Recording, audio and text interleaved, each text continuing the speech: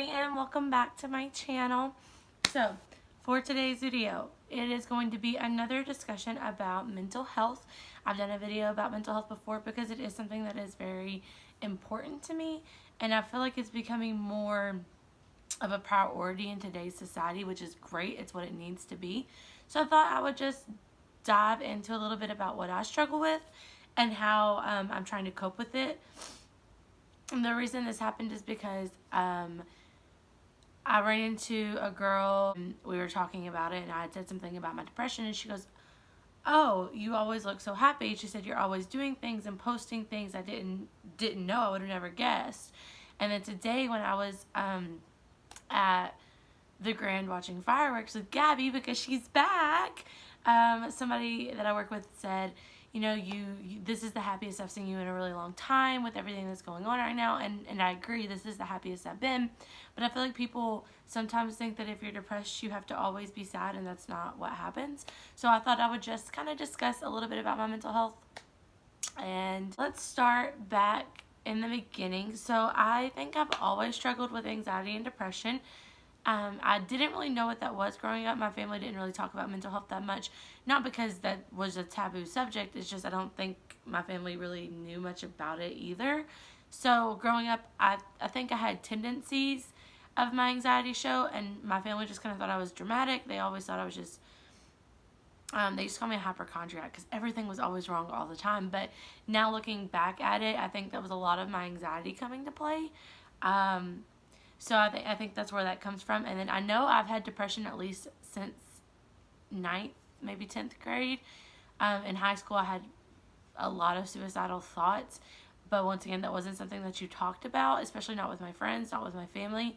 So I kind of suppressed it all. Because I don't really remember much of my childhood. And I know that sounds crazy. But, like, I can remember distinct moments, like, minute details of my childhood. Like, I mean, all the way until graduation. Like, this wasn't like, oh, I don't remember when I was 3. No, like, I mean, I don't remember elementary school, middle school, or high school. And it's really weird. It's all like a blur. If you asked me, like, about my sophomore year of high school, I couldn't tell you. I don't remember much of it at all. And I don't know if that was because there was just a lot going on, and I blurred out a lot of stuff. I don't know. I'm sure if I went to a therapist, I bet I could probably figure it out. But yeah, anyway, so I struggled with anxiety and depression in high school. It got really bad my freshman year of college. I mean, really bad. There were days I didn't leave my room. I didn't eat. I lost a lot of weight that year. I was also in a very unhealthy relationship that year. So there was a lot of contributing factors, but my depression was a main reason why my freshman year of college was so bad. I flunked out of school. I lost a lot of friendships that year. I lost a lot of relationships with other people that year. Like, it was a bad year for me. But I got out of it. I took a break from school and kind of got my head together, and then I got on medication. First time I was on medication, it was really hard because they didn't know what medication to give me. They were playing around with a bunch of different, like, anxiety medications, antidepressants. I was also on sleeping medication because I can't sleep. I have insomnia. So there was a lot of stuff. They were trying to figure out what goes best with what's going to help this, what's going to help this. And I never really got it under control. So yeah, so I've dealt with it for a very long time. Well, a year ago, I'm going to say exactly a year ago, was probably the worst I've been since my freshman year of college. It was bad. I was very heavy and unhealthy with the way I looked, the way I felt. I was unhappy in my relationship. It was towards the end of my relationship. We'd been together for over 4 years, and I just knew it was coming to an end, and it was really hard for me to deal with. We were fighting a lot. There was just a lot going on. I didn't know what I was going to do with my life. I didn't know about going back to school. I didn't know about where I wanted to work, what I wanted to do. It was a very low point in my life. So my depression got super bad. And when my depression gets bad, it just looks like I'm lazy. And I get it. You can't let it consume you, but sometimes you don't have a choice. So I would not clean my room for 2 weeks straight. I would not eat. I would not, or I would binge eat. So I will either not eat or I will eat too much, and that's not healthy either. Yeah, I wouldn't shower. Well, I'd shower. I have this thing where, like, when I'm going through a really bad spot, I'll take a body bath. Like, I'll wash my body, but I won't wash my hair and I won't touch my hair. And so in August, it was to the point where my hair was so ratted and knotted, and because even like simple tasks like brushing your hair becomes a big deal. So my hair was just so matted, and I wear a hat to work, so it was so easy for me to cover it up. So I cut off all my hair, and I don't mean just short. Like, obviously you can tell it's short right now, and I don't mean just short. I cut pixie cut. It's the first time I'd gone that short, and I wanted it gone. I didn't want my hair to have to be an issue to worry about anymore. And it was hard because I don't think a lot of people knew I was going through what I was going through at the time. My life can be a little misleading here in Florida. Do not get me wrong. I am the happiest I've been in a long time, and living in Florida has definitely been a happy experience for me. Like, I've not been this happy in a very, very, very long time. However, just because somebody shows you a life on social media where they are happy and they're posting pictures all the time and they're going on all these adventures does not mean that that's how they are 24/7. I show y'all what I want to show y'all on Instagram, on Facebook. It's very rare that I let people into what my real life is. Now, my roommates kind of got to see it last year because they live with me. My sister's kind of seeing it right now because she's living with me. But very rarely do people get to see me when I am that depressed, because I disappear. I will go to work because I have to pay bills, but I'll roll up to work literally just on time and I'll go home. Like, I usually am the type that I'll come in early, I'll stay late, I'll be here, I'll do this. But when I'm in one of my very low points, it's just go to work, come home, go straight to bed. And my bed is my best friend during my low points. I will just lay, especially because I have blackout curtains, so my room is very dark during the day. On my days off, I can just lay in bed, TV off, or TV on for my, like, soundless noise in the back. It's very hard for me to get up and do things. Now, this past 2 weeks, I've been struggling very hard, and nothing triggered it. Nothing was, my life actually the past 2 weeks have been amazing. I got a new job. I started school.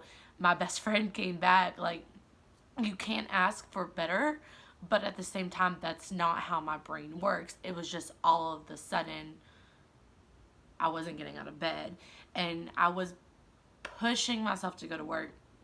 And Nicole, who y'all have seen in a lot of my other videos, left this week. She'll be back on Thursday for a few days, and then she leaves for good next week until, she comes back to visit.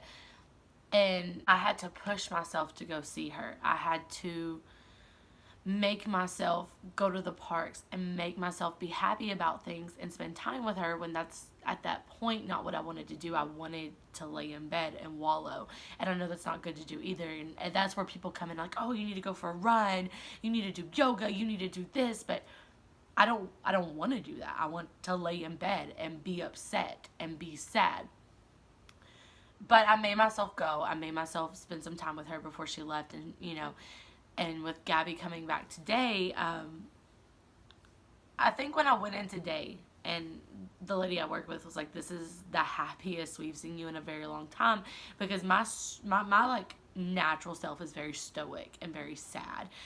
Everyone says they have RBF, but I have RSF, resting sad face. So when I'm natural, in my natural state, I just look sad, I look upset, like something's wrong, and everyone's always asking, what's wrong with you? Are you okay? And I get it, a lot of the time there is something wrong because I'm always upset, but it's just how I am naturally. And a lot of people are like, oh, you're very happy, and you're very, friendly, you're outgoing, and I am, but I don't think people realize how much of a work that is. Like, I have to make myself that way.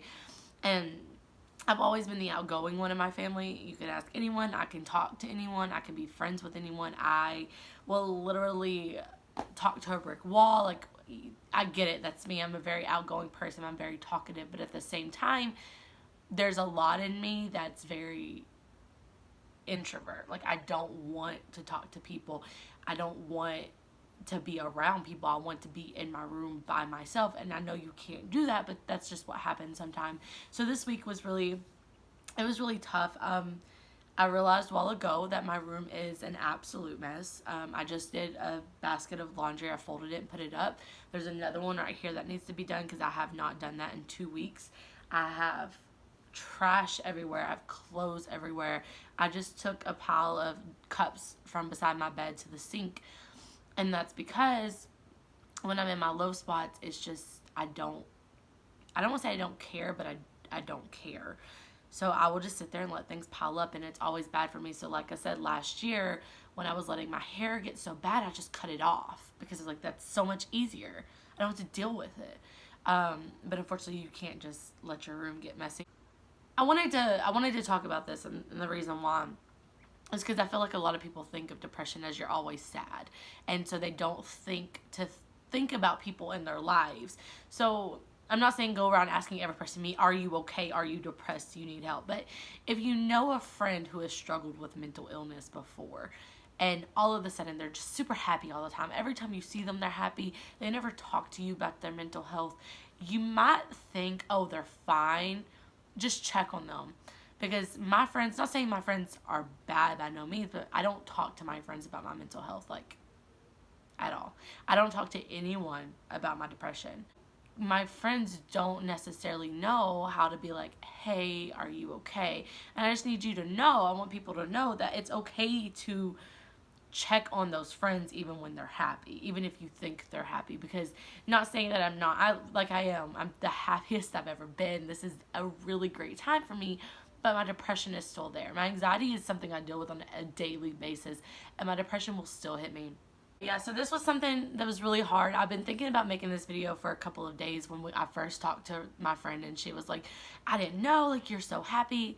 And then I thought, you know, I think a lot of people associate happiness and depression as two different things when they can go hand in hand. So I wanted to make this video just to kind of let people in on what depression can be, and it's more than just being sad. It's more than just hating life. It's there's a lot to it.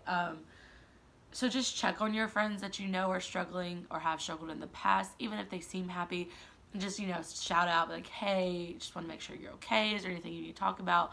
I really am very happy with what I'm seeing in the world today, as mental health is becoming a very big issue that we talk about, and we're trying to get, you know, to the forefront, and we're trying to help people, and I love that.